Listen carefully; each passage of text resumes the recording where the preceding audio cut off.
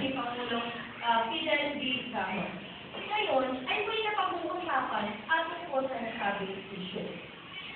At dito, ngayong hapon ito, ay meron tayong ilang pag-aaral na mapapalitan ng sarili-sarili nilang opinyon tungkol sa nasabing paksa.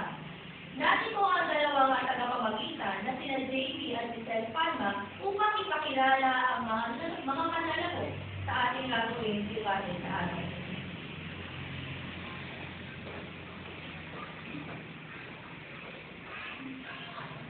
Isang mapagpalang araw sa ating lahat. Narito po tayo ngayon upang saksihan ang isang pagtatalo ng dalawang kanin. Narito po ang pumapabor at hindi pumapabor. Ang paksang pagtatalunan ay Dapat bang ibalik o hindi dapat ibalik ang death penalty dito sa Pilipinas? At narito po ang mga dapat nilang tandaan at sundin sa oras ng debate. Ang dalawang mamumuno sa bawat grupo ay bibigyan ng 2 minuto upang magpahayag ng kanilang sarili. At pagkatapos po ito ay susundan ng 1 minuto para sa ating mga kliyente. Ang debate po ay magsisimula kapag bumudyat kami ng bell. Ibig sabihin po nun, magsisimula na ang kanilang oras. At narito po sa aking kanang bahagi ang mga pumapabor. Yung po si Clarice Manalo, Princess Erica Castillo, Elvin Joshua Roque Cedric, Mabel Pinas, RJ Castillo, and Sharon Joy Turano. at nandito naman po ang mga hindi pumapabor. Mark Angelo Dinel, Mary Vinasco, Joanna Bobby, Jana Claire Cortez, at Princess Jerica Espirito at Miss Martino. Namumuno sa pumapabor, Princess Erica Castillo, binibigyan ka namin ng 2 minuto.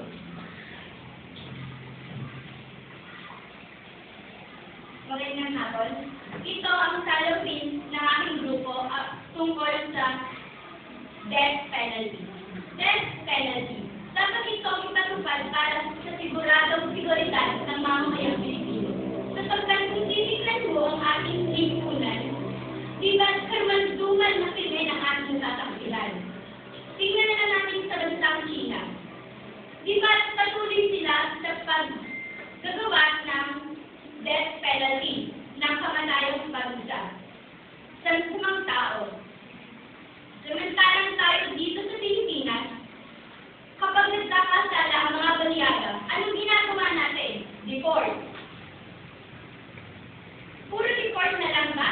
Samantalang ang ating mga kababayan sa nasabing bansa ay naghihirap. Bakit nga ba kailangan ibalik ang death penalty? Dahil may mga kriminal na hindi hihinto sa kasamaan habang nagbubuhay sila. Dahil binabago ng bilang ng kamatayan ang perspektibo ng isang tao. Nagsisisi, naging ibanan, tinatanggap ang nagawang pagkakamali at hinahanda ang sarili para sa pagpapano. Yun lang po.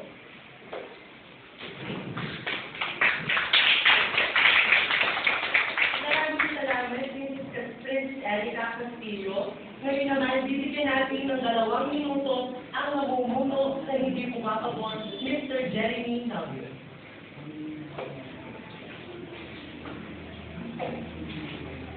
Ayon sa opinyon ng aking grupo, hindi kami pumapabor sa pagpapataw o pagpapatupad ng death penalty dito sa Pilipinas. Bakit? Sapagkat isa lamang kayo sa nilikha ng ating Panginoon na kailanman wala tayong kapangyarihan, wala tayong karapatan, na husgahan, pahirapan at lalong itilin ang buhay ng ating kapwa. At isa pa, kriminal, wala bang panahon sila ay nagbabago pa?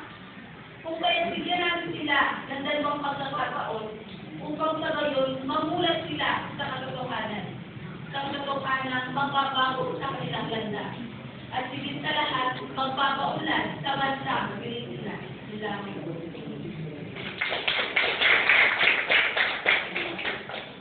Maraming salamat. dumalamat sa dalawang namumuno. Ngayon naman po, ay bigyan natin ng masigaong palakpakan ang ating mga sasaksi. Ginoong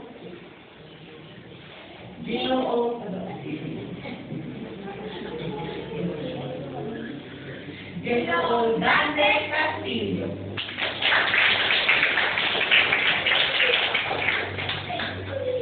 Gina, Mayra Pemba Maduro.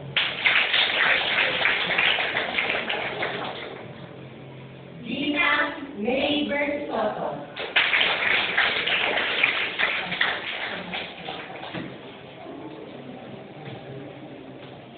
Ang debate ay magsisimula na.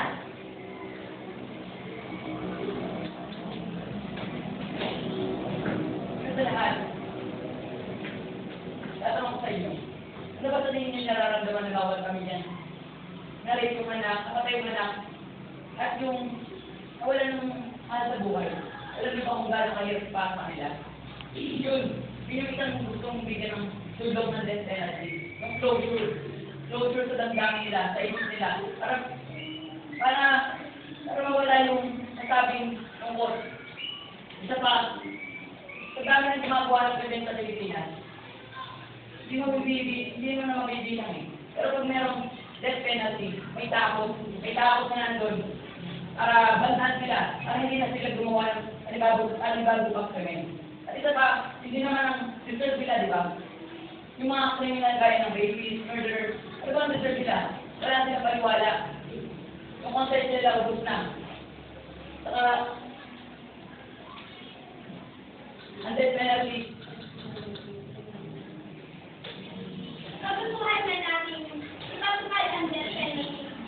Pero kagustuhan ba ito ng Diyos? Ito ay nasa kanyang samputunan. Sa Deuteronomy chapter 5 verse 17 na huwag kang pamatay. Kaya, paano dapat natin ibalik ang death penalty kung maging andyan sa ikot? Basta natigil pa natin ang kapayapaan na nauuna lamang sa tamang kusisya na hindi nalalabas ang karapatan at hindi dapat siya. Yung tipong comment, balik ko sumaki naman sa yung sinasabi. Sa inyo na mismo nagmula na bawat talagang kung-isin ang buhay ng isang tao. Ngunit kung sasalba natin mula sa kamatayan, ay ang mga tao kumita na mismo ng mga buhay ng ating kapwa. Tama ba yun? Ipagpalagay natin sa inyo mismo mangyari yun. Sa mga sumali sa buhay, ang namatay dahil sa imig, dahil sa mga tao walang panahon sa buhay. Nararamot ka ba na sila ay nakasenta lamang sa isang silid kung saan nagdoon CCTV? Hindi natin masasabi sila ng CCTV sapagkat kami, ng aming sukunan, ay naniniwala na talagang pagbuhay ang ginawa sa atin ay ibang usapan na yan. Kapag buhay ang inagaw, dapat talagang may angking kabayaran yan at talagang dapat iipan natin ang death penalty. Sa tingin mo ba, magiging kaaya-aya at magiging mas maganda sa kamata ng ating Panginoon na umitin ka sa buhay ng may buhay? Diba hindi? May nabalitaan na ba kayong nakapatay, na bilanggo, at sa bandang pulis, nagbago, sinasisihan ang mga gawa ng pamalitan. Umami ka sa Panginoon, at kailanman hindi siya natinag ng mga pagsubok niya sa buhay. Kung kaya, lahat ng mga gagawin kamalian ay dapat na itakwil. Marahil, sa panahon ito, halimbawa kanin na ang mga pangyayari na nagaganap dito sa ating lipunang ginagalawan. Pero, paano mo masasabi na ang lipunang ginagalawan mo ay ligtas kung ang mga mamamayan na nakapalibot sa iyo ay hindi ka na magsisiguradong magagalit o makakaligtas ka sa kanila? Isang halimbawa nito si Leo Egaray, na siya ang unang Pilipino na pinangguat na hatulan ng nakarusahan ng kamatayan. Siya ay nahatulan dahil sa pagkakahasa sa kanyang isang anak. Masasabi ba na tama yun? Kung kung sa kung sarili anak mo ay nagawan mo ng ganoong krimen.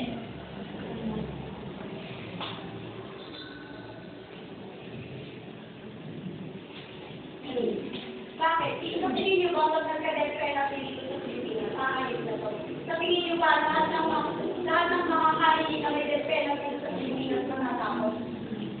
Hindi dapat na ipatuloy. Dahil ayaw nga sa pananalisip. Ang Estados Unidos simula sa 1990 hanggang kasalukuyan, ay meron na rin death penalty.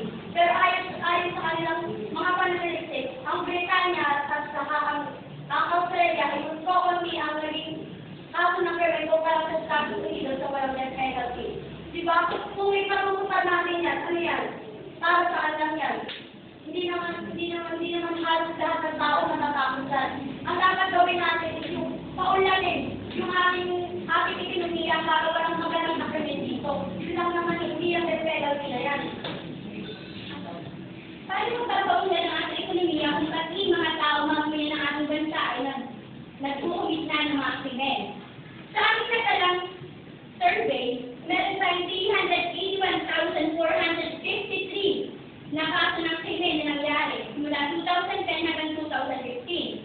Eh, ano ba kung sinabi natin ng 2016? Ano mangyayari? At saka kung ikukulong lang natin yung mga naging kriminal, ano gagawin niya doon? Nagiging headquarters lang nila ang kriminal. Nagiging headquarters lang nila ang kulungan. Hindi naman lahat ng kriminal ay nagdudusa kahit nakatula na. Di ba? Yung minsan, iba pa, pag-iis sa kulungan, di ba sila nag-aakit ng labing? Kung pinilan natin yung buhay nila, di ba mas parang appropriation dahil sa mga nasayang ng buhay ng tao na makakapagpawilan ng Pilipinas. Sinasabi ng aming grupo na ang lahat ng tao ay may karapatang magbago. Sa aming palagay ay tama naman. Kung pauunlarin ng Pilipinas ang mga rehabilitation center, doon natin ilalagay yung mga kriminal na pwede pang magbago. At kung papatayin sila, di ba yung pumatay parang itutuloy na rin silang kriminal dahil pumatay rin sila ng tao. Pumatay rin sila ng kanilang kapwa.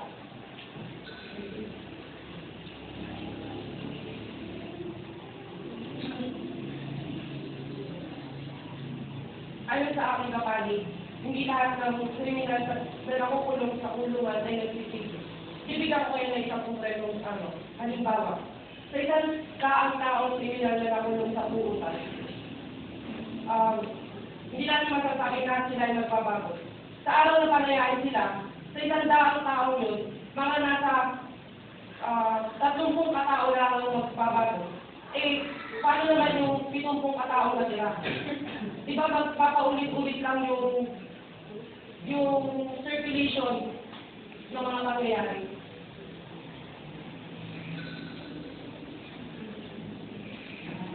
Para dun sa mga nakulong na mga tao, nagkaroon sila ng mga aral, itinanim sila sa kanilang puso at saka isipan. Di ba ngayon, ang ibang mga nakulong, nagkakaroon sila ng mataas na posisyon sa ating lipunan at kalimitan siya ay nagiging inspirasyon mula sa mga kabataang nalilito ng landas. Kung hindi sila papatawad ng parusang kamatayan, maaari silang makapagpiyansa at kapag nakalabas na sila ng kulungan, hindi rin imposible na gumawa ulit sila ng krimen.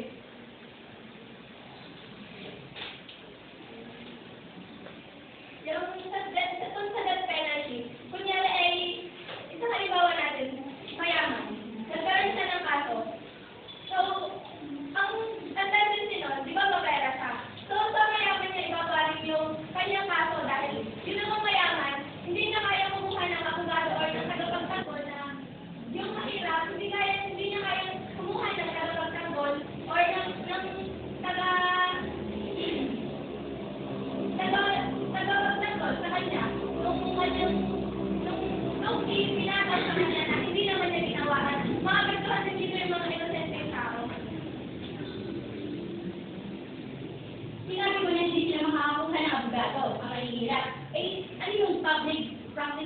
May public prosecutor office na, pero kulang pa din ito. Meron din naman mga abogado na nasa public prosecutor office na sa babayaran ng mayayaman. Kung sa panahon ngayon, marami ka talaga natadala sa pera dahil ka sa kahirapan. Paano ba pagkakatulang ng hirap kung kauna ka ng tao na siya? Sige. Magkaroon tayo ng batayan tungkol sa death penalty. Bakit hindi natin matawan na pagkamatay yung mga taong sobra na ang nagawang krimen? Hindi ba kayo natakot? Kayo hindi ba kayo natakot? Sa paligid natin, sa lipunan natin ginagalawan. Lalo na ngayon, sa napapanamili, talagang laganang ang drug. Alam natin ang drug, ay talagang numero uno na aksyan ng buhay ng isang tao. Ito din ang numero uno kaya kung bakit nagkakaroon tayo ng malawakang krimen. Ayon sa survey namin, talaga napakaraming krimen ang nangyari. Ngunit pa lamang 2014. O di pa kaya ngayon 2017. 506 na ang plantation ng marijuana noong 2014. Paano pa kaya ngayon 2017 na? Hindi ba kayo nagtataka, nag-iisip? Hindi ba kayo natakot? Talaga bang ipinupursyon niya ayun yung, sige, sabihin na natin na talaga meron ko yung mababang. Itaas natin yung seguridad ng gobyerno. At saka, ikaw din ang number 1946 na recollection perpetua na makukulong pa sa looban ng 40 taon. O Yung habang buhay na magkakakulong ngayon, gaano kalaki ang nagagastos ng pamahalaan para doon. Yung papakilin pa sila, papadamitan, lahat, yung kulungan na, gaano ka kalaki na nagagastos. Isipin nyo. Ayon sa Republic Act No. 7659, ninasabi mo naman na pamagahasa pagpatay. Halos 24 na krimen ang pinapatawan ng death penalty. At ngayon, pinumuto na natin ang debate. Nasapihan natin ang mga buluhang debate sa araw na ito. Pareho silang nagbigay ng sariling opinyon at pananaw.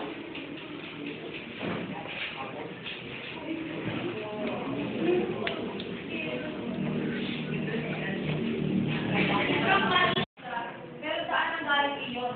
Kawan ko yun sa inyong pamilya eh, makita niyo nagbabago at makita ninyo yung nag-iusulaan. Kasi yung mga kriminal mismo, yung mga nagkakasala, nasan yun? Kahit na ito rin natin siya, kriminal, meron pa rin silang pagkakataong magbago. Meron pa rin silang karapatan bilang sa tao, bilang isang nilalang ng Diyos. Kung kaya, kailangan pa rin natin sila bigyan ng pagkakataon upang makapagbago. At maaari din sila mag-inspirasyon ng bawat isa sa atin sa malalapit na mga nila. Kung ang nasirain na makapagpatawad, tayo ba kayong mga nilikha nila? Mas mabawa tayo sa Panginoon. At yes, naman sa inyo si St. Paul. Nung naglalakbay siya, puntang Damascus, sa Syria, sinulat siya ng Panginoon. At dahil doon, naging tagasunod na siya ng Panginoon. Sayang nga mga makasalanan natin. Ngunit tingnan natin ngayon. Di ba siya isang tapat na tagasunod ng Panginoon?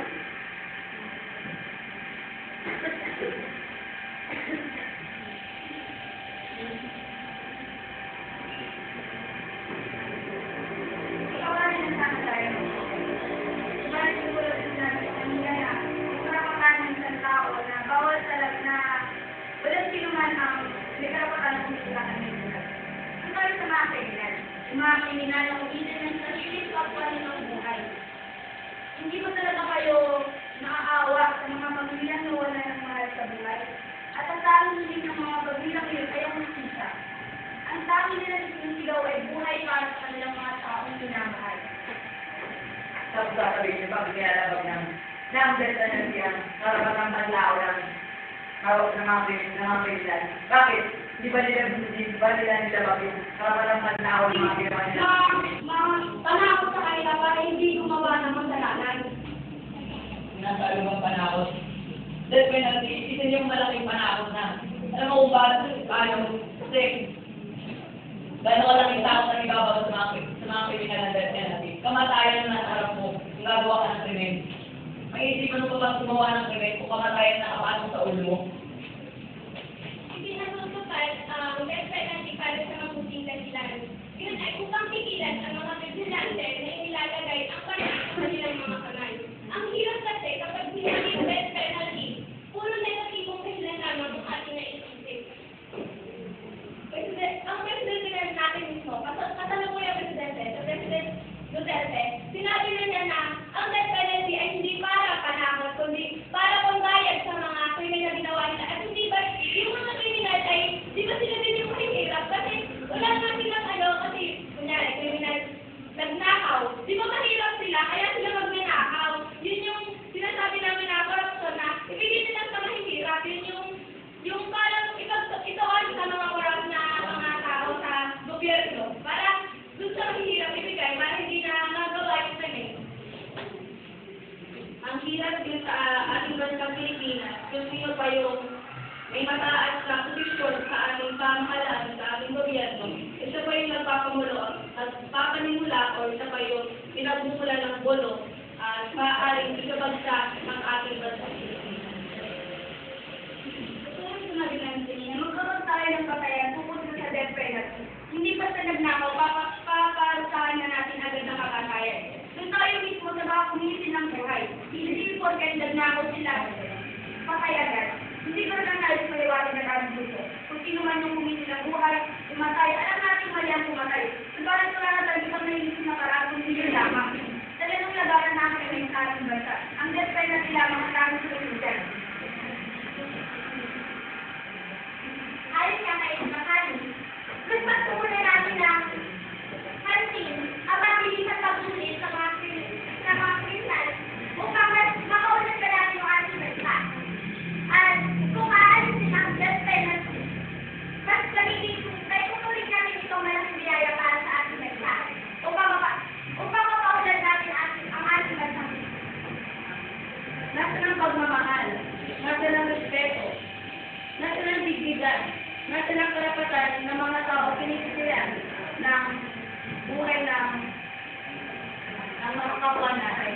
Iba mo rin yung tanong sa inyo, nasa ng pagmamahal ang dignidad at ang respeto. Kung ang nagtatay nyo ng mga kriminal, Dito yung sa magiging solusyon sa magiging problema pinansyal ng gobyerno. Alam niyo ba kung gano'n karami?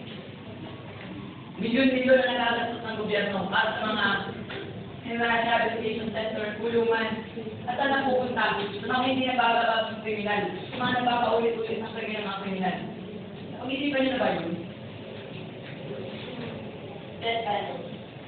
Bakit? Kailangan ba natin ibalik ang death penalty?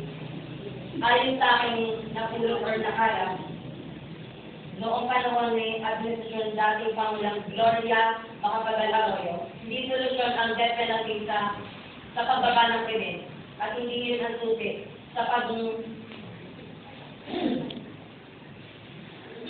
pagbabago ng ating lipunan. Mismo sa salita na narinig natin o namutawi na sa bibig ni President Rodrigo Duterte na ang death penalty ay hindi panakot sa kriminal kundi pambayad ng kanilang kasalanan. So, ipinapakita ni Duterte na ang death penalty ay isang pagpapahirap sa mga kanyang mamamayan. Kung kaya, mas mahihirapan tayo paunari at pagyabunin kung ano ang mensahe dito sa bansang Pilipinas. pagyabungin. Sa mga kritikal na krimen, nakapagtala ng 177,442,315 dollars a year ang nangyayari sa physical krimen. So, kung sa pagpataw ng death penalty, mas konti lamang ang ating sabihin natin na mag-aasas natin. Dun sa bilyon-bilyon na yun, mas mapapaulad natin ang Pilipinas at mas madami ang mga mahihirap na makakaakon sa buhay nila. Tama yung sinasabi ng aking sa grupo. Katulad sinabi niya ng ibig, yung pera na magagastos natin para